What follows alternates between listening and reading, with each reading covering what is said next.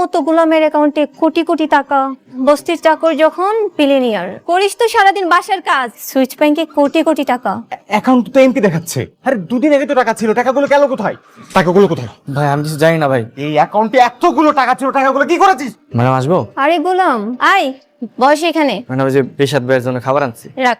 আচ্ছা তোর কাহিনীটা কি বলতো আমাকে? তোর মতো গোলামের অ্যাকাউন্টে কোটি কোটি টাকা, কোথায় পেয়েছিস তুই এত টাকা? কই টাকা ম্যাডাম? তুই অনেক শিয়ানা।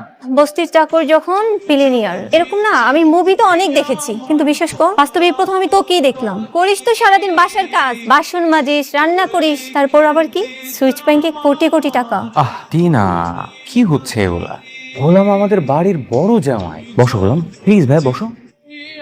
গোলাম, দুপুরে খাওয়া দাওয়া হয়েছে? জি ভাইয়া। আচ্ছা, একটা ঝামেলায় পড়ে গেছি ভাইয়া। এই ঝামেলাটা থেকে আসলে তুমি ছাড়া কেউ উঠাইতেও পারবে না, বুঝছো?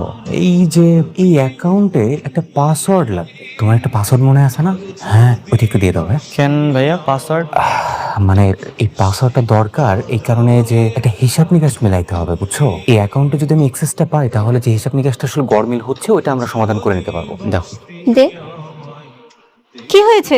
এটা হতে পারে। আরে অ্যাকাউন্ট তো এমপি দেখাচ্ছে। আরে দুদিন আগে তো টাকা ছিল, টাকাগুলো গেল কোথায়? ও মাই গড, নিশ্চয় ও কিছু করেছে। টাকাগুলো কোথায়? ভাই আমি কিছু জানি না ভাই। এই অ্যাকাউন্টে এতগুলো টাকা ছিল, টাকাগুলো কি করেছিস? ভাই সত্যি আমি কিছু জানি না, কিন্তু ওই দিন আপনার মেয়ে যখন কিডন্যাপ করে নিয়ে গেছিল আমি গুন্ডাকে পাসওয়ার্ড দিয়েছিলাম। কি হয়েছে?